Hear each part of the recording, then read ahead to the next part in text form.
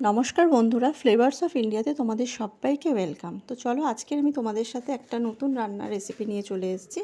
আজকের আমি বানাবো মালপোয়া। তো মালপোয়া বানানোর জন্য কি কি লাগবে আমি তোমাদের সাথে শেয়ার করে নিচ্ছি। চলো, এই কাপের 1 কাপ ময়দা, 1 কাপের থেকে একটু কম সুজি নিলাম, আর যতটা সুজি নিয়েছি ঠিক ততটা চিনি বা চিনিটা টেস্ট অনুযায়ী তোমরা দিও। তো এর সাথে কিছুটা মৌরিও মিশিয়ে নেবো। মিশিয়ে নিয়ে নুন দেব। নুনটাকে দিলাম এই জন্য টেস্টটা ব্যালেন্স হওয়ার জন্য, যেহেতু একটু নুন একটু মিষ্টি না হলে ভালো লাগবে না।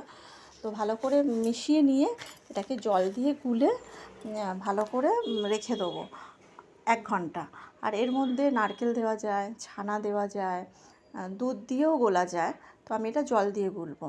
আর নারকেল, ছানা, কলা দেওয়া যায়।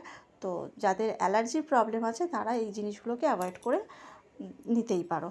খুব সাধারণভাবে আমি এটা করার চেষ্টা করলাম। তো তোমরা দেখো, একবার করে দেখো বাড়িতে, খুব টেস্টি হবে খেতে।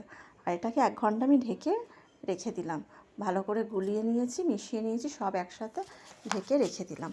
আবার 1 ঘন্টা পর যখন আমি রান্নাঘরে আসবো, তখন দেখবো সুজিটা পুরো ফুলে ফুলে গেছে, আর চিনিটা যে দিয়েছি সেটাও পুরো গুলে গেছে। কারণ চিনিটা গুঁড়ো চিনিও দেওয়া যায় বা গোটা চিনিও দেওয়া যায়। আমি এখানে গোটা চিনি ব্যবহার করেছি।